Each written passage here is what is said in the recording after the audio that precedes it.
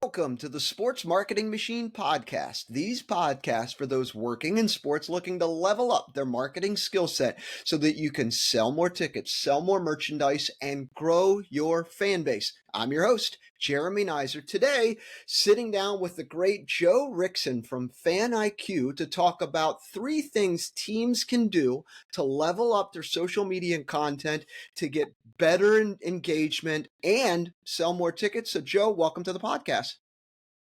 Thank you for having me. Appreciate it. You got it. So before we dive in and we start tackling all these 3 topics, what is FanIQ? And just a quick brief, what's your background? Sure. So I came to FanIQ from a significant amount of time in the college space with a few different universities. Was in the nonprofit realm for a little bit, and then got back into the sports marketing game with FanIQ. And the simple breakdown of FanIQ, we help teams power their ad strategy with performance-driven content, right? And that means we say that it means matching content to audience and audience to platform. I mean, that's our big thing is identifying where your fans are, and then trying to find new audiences to target, and then trying to match the content to those audiences on the particular platform. Perfect. And we know you're an evangelist of creating social media content to help people grow organically and with paid media. So we figured if there's anyone out there that knows this, it's like the back of their hand, it's you. Yeah, I was saying, like I said, I will talk to anybody about the future of paid social and digital, especially because things are happening so quickly and the platforms are moving so quickly, and they're all sort of trying to find their market space in the industry because it's getting saturated. So always happy to talk to anybody about sort of where they should be, what they should be doing, and where they should be going. Perfect. All right. Well, let's dive in. So we've got three big takeaways that teams can do, and we're going to talk through each of them. So let's start with the first one: influencers. Why on earth would a team consider using an influencer? Influencers are great for a lot of different reasons, right? You have some in your market that are tapped into big audience segments. Families are a big one. You're starting to see a lot more content and influencers turning it around single females and going out and having a good time. And so they are they are tapped into audience segments. They sort of already know what works within their group because they're doing something separate from whatever you would be asking them to do. They already have their own platform. Um, but influencers are also important. One, because if they're truly professional, they like I said, they already know what they're doing, right? You can reach out to them and say, hey, look, we're looking to do this. We want to work with you. Um, and they, like I said, they have a gauge for the audience already. So making sure that you have a pool of influencers within your area is really important because, like I said, it keeps you sort of tapped in and tuned into to those sort of engaged audiences that will be following those influencers. So an influencer could be a mom who has a mom blog, a local mom blog, and has a lot of moms who make the decisions for their house. That's one. Or maybe there's a fitness guru that's in your community that could be focusing on doing a yoga night at the arena or the ballpark, right? So that's kind of what we're talking about here. Yeah, fashion audiences are big too. So women who focus on fashion. We're starting to see more and more guys enter this fray too, and start to promote doing events with your friends and your bros and your fun. Those are usually uh, more targeted towards party drinking focus, right? We're starting to see more people sort of enter this space. The other reason too why influencers are important, especially amongst their group, usually they're pretty trusted within that group. So if someone's going to an event and they're promoting it, they're saying, well, I took my family here, I did this with my friends.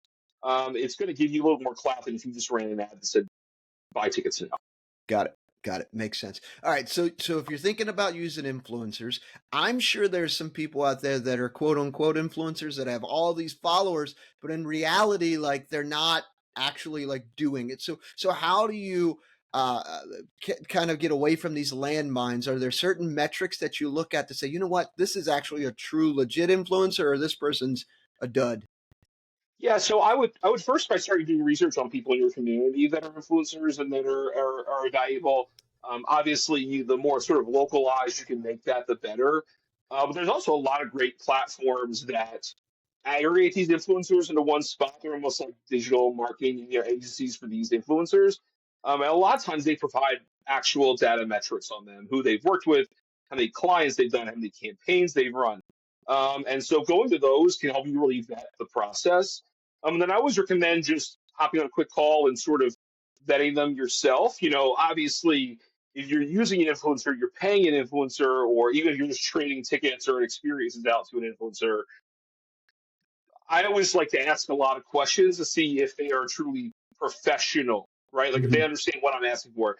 If they think there's a come out to the ballpark and get a few pictures, like that's not what we need. Like I have a shot list of about 30 to 40 things I'm going to need you to get over the course of a night, right? So a lot of times once they realize like this is a working gig, like I need you to grab this content for us and this is the expectation of what we need to get. A lot of times you can immediately tell like, oh, I'm overwhelmed by this and I can't do that, which is good, right? Like I'd rather Mhm. have that person say I can't do this or that's a lot, or a lot of times you can see by their facial expressions, like they start realizing this is actual work. And so the most important thing is trying to vet them out and find people who operate professionally, right? Like many of these people, I think they start an Instagram account like I'll just be an influencer, right? But looking at their actual metrics, right? Looking at their audiences, what kind of content they're promoting, you can tell pretty quickly whether or not someone understands the business of influencing and how to operate on these platforms versus someone who just has Instagram and sees other people doing it and think that they can do it too. Yep. Such great points there. So let's just say you've narrowed in. Maybe you found a real estate agent that's got a tremendous following. She's very active in the community. What are some types of content that you want that person to specifically do? Let's just say you've got a game this next Friday or something like that. Let's just kind of go through an example. What would you? You've got your shot list. You've got some content. What works? What doesn't? So usually what we find is general promotion of the game experience, right? So we want to use that video to sort of target 5 or 6 different things amongst different audiences, right? So one of the things we want them to grab is we have a lot of success with influencers in the soccer space, especially MLS. We've had a lot of success with it. Sporting KC, we've done a few of these. Um, we want them to grab, the walking into the stadium, what the merch store looks like, show them getting some merch. If there's drink specials, walking the concourse, right? We want them to grab the stuff that is indicative of a real day at the park, right, or day at the game, or day at the match. And we want to focus on elements that will draw people who are not necessarily sports fans, because that's one of the things that we miss is like, yeah, sure, you can target your sports fans all day, right? The influencer's Mhm. goal should be to get to people who are not necessarily already within your funnel or your ecosystem, right? So have them make content about these are the drink specials I had, and this was the fun playground area where I can bring my kids, and we got photos of the mascot, right? Like grabbing the content that will make someone who isn't necessarily a fan go, oh wow, that was fun. I didn't know there was all that stuff going on, right? That ultimately is the goal, is to make somebody go, oh wow, I didn't know that. Looks like fun. I might actually enjoy going with my friends, or that does seem like a nice day out with the family. Like maybe it's worth going over there for the afternoon, right? So your goal through the influencer should really be to grab the sort of those ancillary elements of the game experience, so that you can bring people into your funnel that wouldn't necessarily fall into the your usual retargeting groups that you're reaching out to in these platforms. Perfect. So let's talk about like, all right, so we vetted them out, we found someone, we've got some good content. Should we actually spend some dollars to amplify it on Facebook or Instagram just to get it in front of more people or TikTok? Or should we just let it do its thing? Does it make sense to spend some money?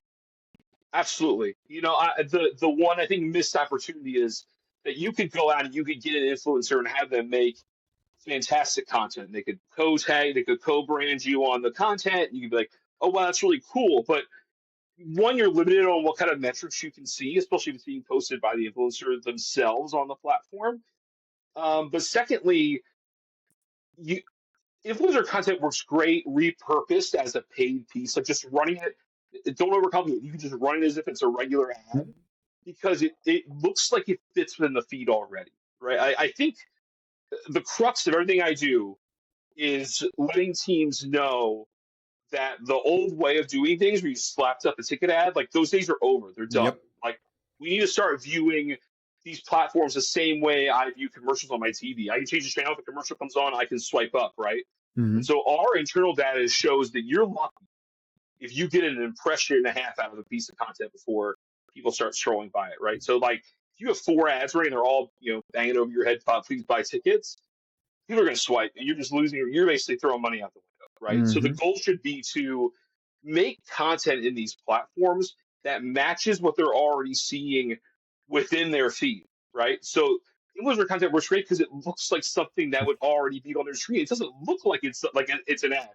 And Mm-hmm. usually we find that if I get you to watch that video for 15, 20 seconds, you're hooked. I got you. Even if you realize it's an ad like 15 seconds in, you're like, oh, wow, that's pretty cool. And then I can start delivering. I can start delivering you more ads Mm-hmm. based on what sort of audience demos you fall into.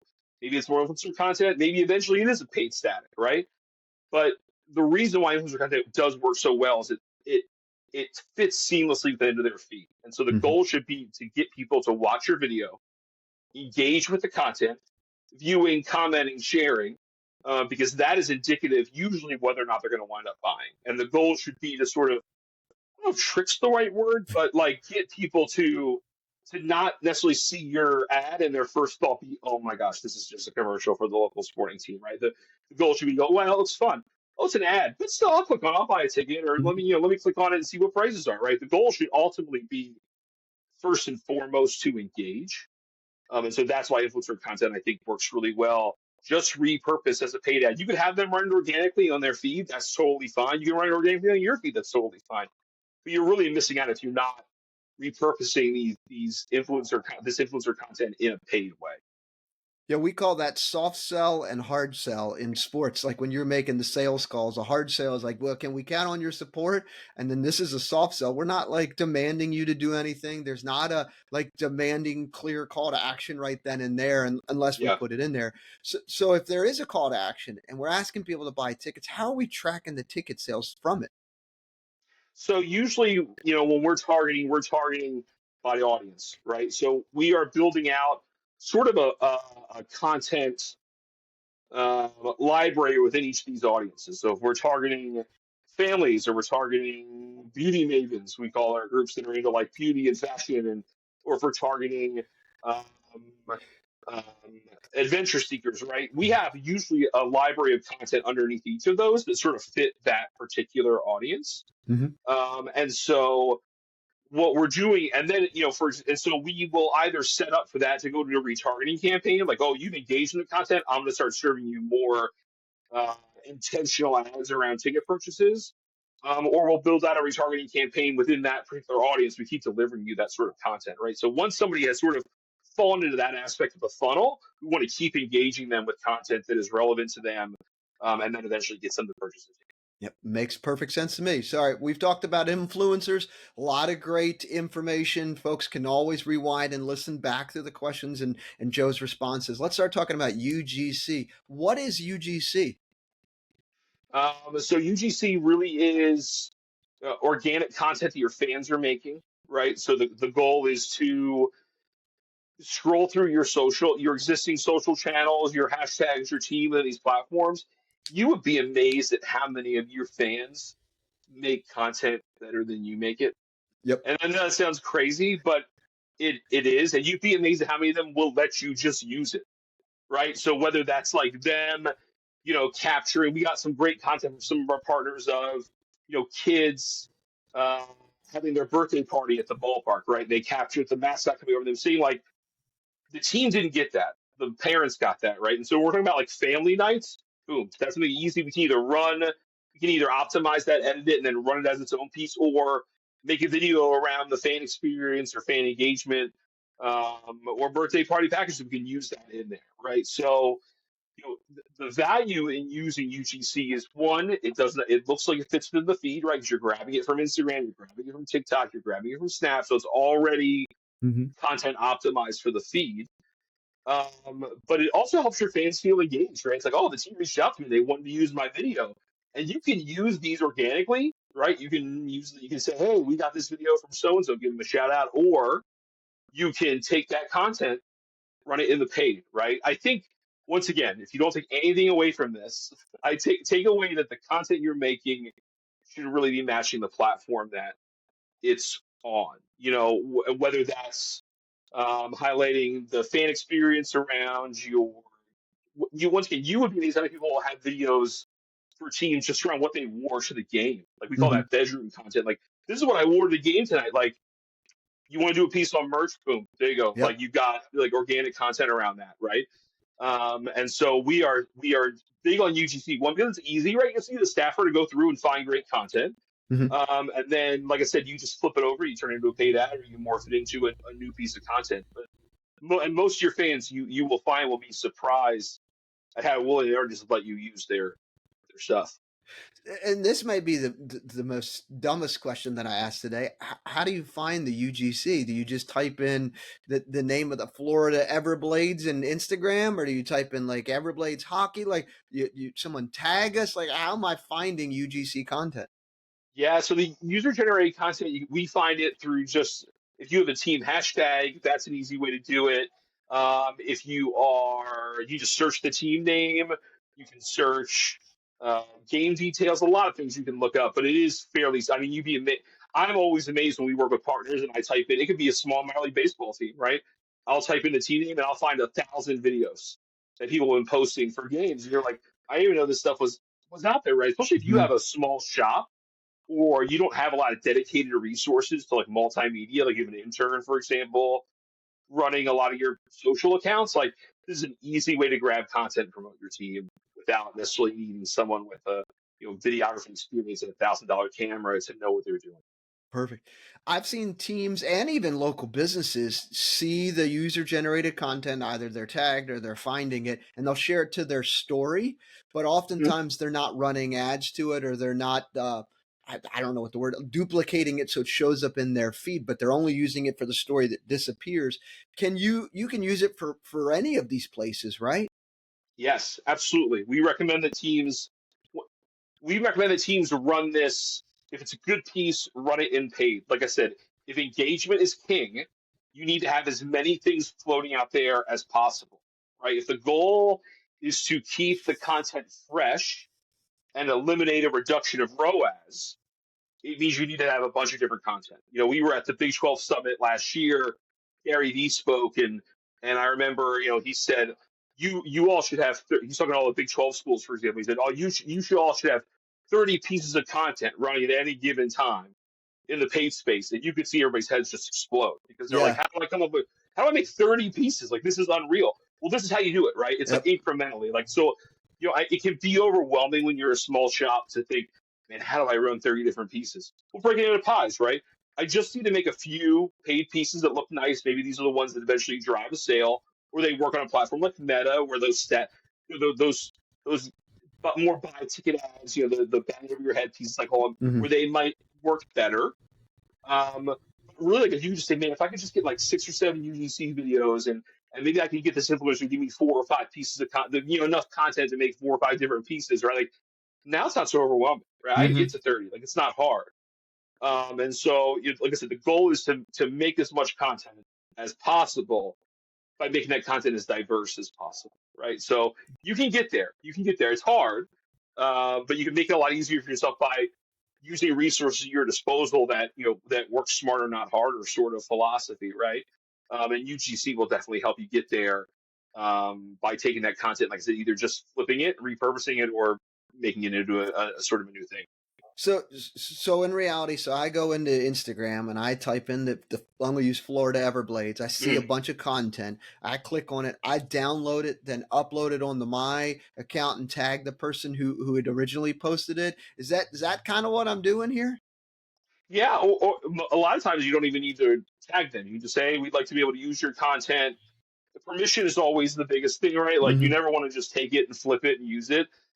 Make sure you get permission from the person to make sure that you're using it. Make sure they understand the context of why you're using it. Hey, look, we loved your video. We loved the video of your son's birthday party. Like we'd love to be able to use that in some of our content, right? Just make sure there's no privacy issues. They may not want pictures of their family Hmm. or their group posted, but 99% of the time they're almost always going to say yes, right? So like I said, just taking that and then downloading it and flipping it and uploading it to whatever advertising platform that you're using. It really is that simple.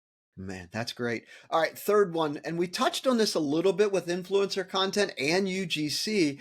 Uh, I see a lot of teams in their social media feeds, it's only game highlight clips because it's easy. They've got a software or someone's already cutting these, or the video guy's already doing it, and it's the home run to left field or the game scoring or the great pass or whatever it is.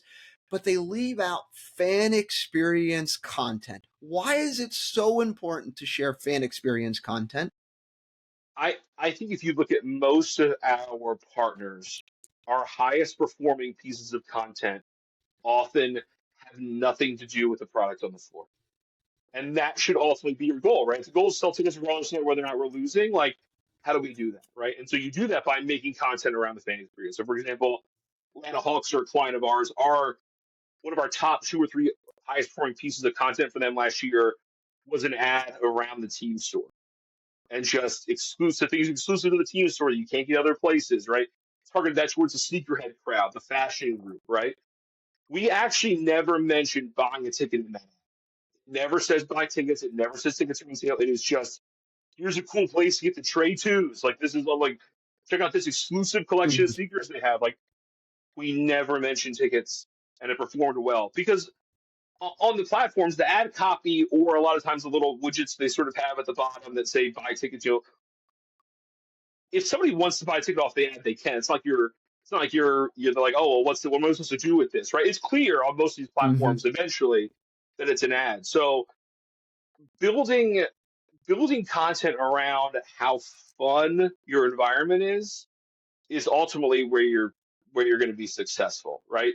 And it works whether or not the team is performing or not, Mhm. right? Like that, like the team could be 10-45, right? But that game looks fun. Sure, they have exclusive merch at the team store. If I want this cool sneaker, as long as I can get it, or hey, they have like great like birthday packages, or they have great suites, or they have great they have a ticket special where I can bring the family. Like all of those things should work whether or not the team is performing. And the highlights are good. Once again, amount of content you're running should be very diverse. But more often than not, like when you're rolling highlight clips or content, that stuff should still be engaging and special. You shouldn't be saying, "Oh, we won 3-2. Here's some highlights." You should be like, "Hey, did you know that this guy plays for our team and he hit a home run? It's his third home run of the season. Like, you be making it his third home run in 4 games. Like he's a stud, right? Like, and Mhm. you could do that simply by taking that content and just doing a male voiceover and being Mhm. like, like as if it's some new fun thing. Like, oh, this guy's been crushing over the month of May. It's so good. You can use AI voiceover. Now it's a Mhm. brand new thing, right? Yep. Like so, and to me, when I think about, and this is a personal thing for me too, because I grew up going to sporting events a lot with my dad and my family, and most of the time I can't tell you who won or lost those games, right? Like Mhm. I have no idea, right? I just remember going to the ballpark with my dad, seeing the Phillies at Old Veteran Stadium, that dump, Mhm. right? Like, Yep, but I've been that's what there. that's what I remember. It's my dump. If you say anything It's bad my about me, I'm dominant gonna vote. punch you. But that's what I remember, right? It's those additional elements of the game experience. And so for me, it's a very personal endeavor to make sure like are we promoting the fun things that your event is doing. And like I said, there's a misconception like we deal with clients all the time in their marketing department is like, well, why would I pay money to run an ad of just like organic repurposed organic content? Because it delivers. Like the data doesn't lie. Like across almost every one of our partners, that game experience content that doesn't even mention tickets outperforms on most platforms the ticket sales ad. So if your goal is to make money Mhm. and to drive revenue, this is what you should be doing. If you're a young marketing person, if you can make money and prove your ROAS to your department, there will always be a job for you, Yep. right? So if by understanding, look, the market is changing. People are on these platforms. They're tuning out of things that appear to be ads more quickly. How do we just keep engaging them in our product and make our products fun and make sure that they're not seeing the same ad twice in a month, right? We're just throwing new things at them all the time. That will make you money, right? Mhm. That will make you money. Especially younger people, they want content that's more authentic. Their focus is engagement, right? So you have to give them something that makes them feel something or want something.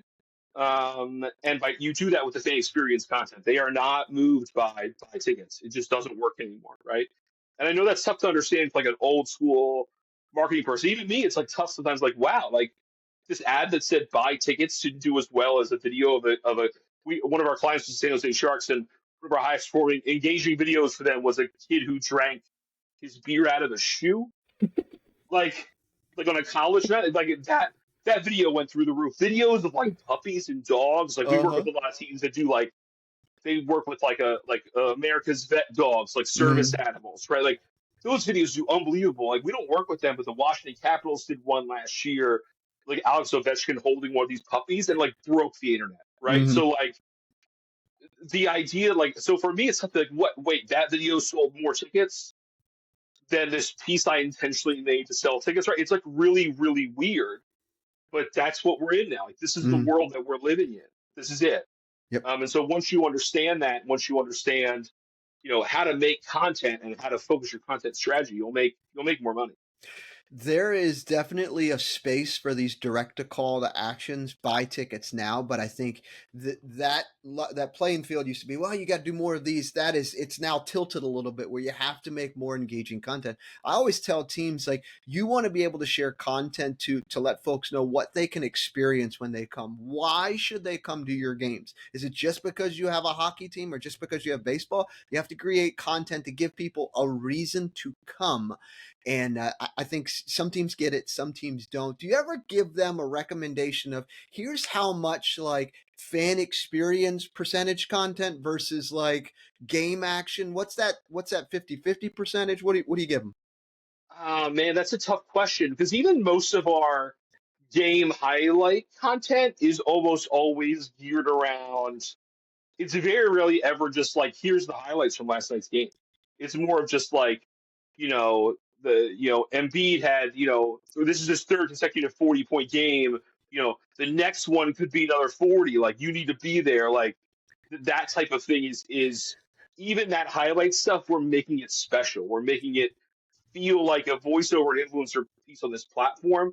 And what's great about social is like you can A/B test. Like that's Yep. another thing that we love to do. Like a lot of our soccer content, we're running the same ad with three different AI voiceovers, right? And so that helps us like identify like which one of these is actually selling tickets for us. Like which one of these voices is respectable. And we're finding like for example with soccer audiences, British men sell more tickets. I don't know why, right? But because there's so many tools out there with these platforms that test these sort of fun things, Mm-hmm. you can run. That's the other thing we recommend too is you start off big, right? Like you run a bunch of pieces, and then as you get closer to your event, you find the ones that are performing the most, and you dump your resources into them because they're clearly moving the needle more than the others, right? Mm-hmm. But that's the other thing I recommend too is like test and play, like get creative, Mm-hmm. have a good time with it. Like I said, you should be running every ad in three or four different ways, especially if it's a voiceover, because you can use your radio host. Maybe you're a minor league team or your HL team. You have a really great play-by-play person. Use one with them, Mm-hmm. and then take that same thing and test it with a female voice, a male voice, a male British voice. Like try and play around. Like that's the other thing that I think is. I think a lot of times once we frame it as like this is supposed to be fun, Mm-hmm. like pulling the levers, like this is fun, right? Like I think that especially if you're like sort of an overworked director of marketing, right, for Mm-hmm. for a minor league team or a small or mid-major college, like what's nice about that is when once we reiterate, it's like, look, take a deep breath, right? Uh-huh. Here's how we get to the 30 pieces or whatever we need to be running, all right? And then here's how we have fun with it. Let's just like test and see what works and what doesn't work. And by doing that, you learn a lot about your audience. You go, oh wow, I Mm-hmm. didn't know that was. We no matter what campaign we run, we're learning something. Like we're taking that and going, wow. Like we did some events for the men's national soccer team last year, and men's fashion was our highest performing audience. Who knew? Like we walked away from that, and we were like, wow. Like I'm glad we tested that. We tested it because we saw it work someplace else. We were like, oh well, let's just try it here and see if it works, right? But feel free to test and learn. And if you are if you're resource tight, Mm-hmm. right, go out and find an agency that works in this space because either as a consultant or bring them on to run your campaigns because they'll be able to tell you what works across industry, right? So I understand that a lot of times when we talk to teams all the time, say, look, I have a small budget, I have a Mhm. 5K budget, 7K budget. I'm gonna just retarget, and I'm gonna go after my same audiences, right? I'm just gonna target, retarget, because that's easy money. You get Yep. 4x, they can get 5x. One, you're not really building your fan base. You're just going after the same people you've always Mhm. gone after, and you don't know if they would have bought a ticket anyway, right? They may have bought a ticket anyway. Like that's Mhm. not really, just because you've retargeted and you've done well doesn't necessarily mean that you really drove the sale. I mean, they just might have seen your ad and then bought to the next weekend anyway. Um, but by by targeting new people, what you'll find is historically, once again, this was very surprising to me too, new audiences tend to spend more than your existing audiences. So one 100%. of the things we discovered with the Big 12 football championship is we did a big retargeting campaign for them. Obviously, the Big 12 huge conference, a lot of great fan bases, right? Mhm. A lot of people pull from their other championships at AT&T. We ran 8x. It was awesome. $400 per average order value. You're like, that's great. That's fantastic. But then we targeted towards people who traveled, right? They spent 40% more. So the average order value was almost $600, right? So like, and I'm not saying if you're a minor league team, but once again, if you're a minor league team, maybe it's 20, the difference between 20 and 35, or 20 and Mhm. 40, Yeah, right? it's Like, huge. Mhm. bring in that incremental revenue. And then here's how I break it down too for people is you can't just look at, and it's tough to calculate, right? But if you say the average person, let's say season tickets, average season ticket holder lasts in college where I was, it was like 7 years, right? When you talk about targeting new people and bringing new people on, you can't just look at like what the ROAS is this year. Mhm. You have to look at lifetime revenue, right? So Yep. like it's not 7x, it's 49x if you do it right. Like Yep. right, like Mhm. that's how. And so when you're running these campaigns, it's tough to get buy-in from a lot of times your superiors to say, look, I want to go out and I want to target men's fashion. Or I want to go out and I want to target, um, VIP seekers. Like if we have club areas, like I want to go out and target those people. It's tough, but that's where like a good agency comes in, Mhm. or even if you just want to bring them on as a consultant, or like I said, you want to bring them on, they can sort of help you say what works, what doesn't work. They can find comparables for you, or just reach out to like peers in the industry, like call your buddies who have done this, or I'm a big convention guy. I love conventions, so try to find like if you're the association for whatever business you're in, you'll learn a lot. Like Mhm. you'll find out a lot. You'll be able to pick people's brains. You could do it that way too. Like try to find out what works, what doesn't work. You know, I understand there's a risk averseness a lot of times, but you're leaving a lot of money on the table if you're not venturing Yep. out of your existing audiences. And I know that's scary, but at the same time, with the way these platforms work, they're getting very good at targeting. They're getting very good at following these customers. Like, take advantage of these platforms and the fact they can identify these audiences for you, um, and develop really sort of a cohesive strategy around your digital, and make sure that you are, like I said, not just running content. Try to do your best to match that content to the platform, and make sure that you are having a good time with it and testing and playing around and see what works. But it can be overwhelming, but if you do it right, it'll pay off amazingly for Mhm. you and your team. And like I said, if you are a young professional, if you are making money for your team, like I said, You'll always have a there's job. always,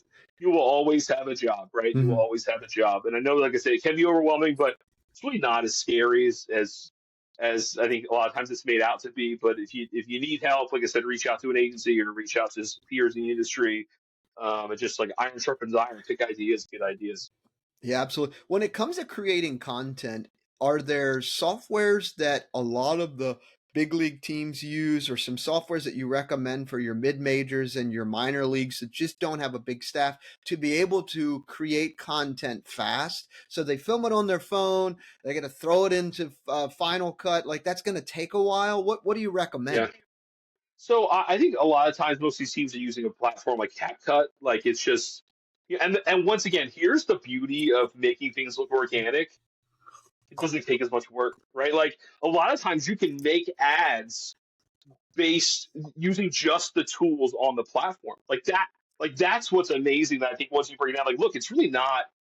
It's really not that hard, right? Like Mhm. you can make a if the goal is to make a piece look organic, sort of the best way to do that is to make it look organic, right? Yep. So I mean, CapCut. There's a lot of them out there, um, but really a lot of the stuff you can do right from your phone on Mhm. in platform, right, which is great. So, like I said, once you demystify it, it doesn't really seem so bad. And it's one of those things too, where like we were meeting with a team a few months ago, and they have an unbelievable content team that make very like J.J. Abrams style on field content. Like, Wow. but once again, sidelines in we call it, right, which is Uh-huh. like on field team intro, right, like action shots of guys getting touchdowns, and we're showing them sort of the metrics. And one of the guys goes, "It's so funny." He goes, "So you tell me that stuff looks crappy does better?" And I'm like, I wouldn't put it that way. Like, I Yes, wouldn't put it that but way. I would just that's say funny. the stuff that sidelines up is doing better. Let's just put it Mhm. that way. So the stuff that Yep. sidelines up is doing better. Now, once again, if you want to factor in some of that cool on-field content as part of a video, great, do Go it. for it. That's fine. But like the on-field stuff just doesn't seem to move the needle. And if it does move the needle, it's usually for people who were going to buy anyway, Yep, right? makes So sense. so yeah, so I wouldn't call it the crappier stuff. I would say the sidelines up, Mhm. organic style, Yep. user generated stuff. It tends to be doing better. But once again, it makes sense, right? If it matches what's on the platform, you're more likely to engage with that particular piece of content. I mean, really, that's what it comes down to is engagement, and that's going to move the needle for you. Absolutely. At the end of each episode, we go through the main takeaways from today. So we talked about influencers and using them and how they have such a rabid audience, many cases, to be able to use them. We talked about using user generated content, UGC, and how you could duplicate it or reuse it to be able to help get you a little bit more organic reach and even amplify it as well. We also talked about the importance of creating fan experience content. We talked a little bit about the balance of doing some game action ones, but also some fan experience ones and how well they are. Anything we missed today, Joe? No, we hit influencers, UGC, and fan experience. Yeah, like it really just comes down to making sure that whatever you're running is engaging, that's fun, that it's reaching out to new audiences you might not thought of doing. And with the way these platforms are designed, um, you you can be a lot more effective in how you do that. But just think about when you're scrolling social media, the ads that you swipe past, just do the opposite of that, right? Like I Mm. mean that's really what it comes down to is making sure that you're engaging people with content, and then it helps your other brands too. The other thing I didn't touch on too is if you can identify new audiences, if you can identify new groups that are doing well for you, that has positive influences across your entire organization. So we're Hmm. finding a lot of times we give schools and teams reports of, hey, here's some new audience we targeted that did really well. You're now empowering teams like your sponsorship rights group to then go out and say they're now empowered with data. Like let's say you went out and you targeted luxury car owners and that group did well. Your sponsor group could say, all right, I have actual data that proves that your customers are coming to my games. Hmm. And it makes that a lot easier. So once you talk about revenue and Yep. how it grows exponentially, that's how you do it. And as a marketing person, as a ticket person who may be doing this too, you have a lot more power than you think. You This is another thing I'm evangelical about is empowering like mid-level staffers to show how valuable they are. Hmm. You have access to these tools and resources, share them with your group and show them what you're doing, and you'd be amazed how people can benefit from those that information as well. Marvelous. So, if someone has some questions, want to talk to you a little bit more about FanIQ, pick your brain, dig into some more of these content topics that we talked about, what's the best way to get a hold of you? So LinkedIn, Joe Rixon on LinkedIn, Rixon, and then email me as well, Joe at faniq.live. Let's set up a meeting and we'll chat. Well, Joe, appreciate you hopping on the podcast, dropping some knowledge. Appreciate you just being an open book and helping teams grow, develop, and most importantly, sell more tickets and grow their fan base. So, I appreciate everything that you do. Thank you for having me.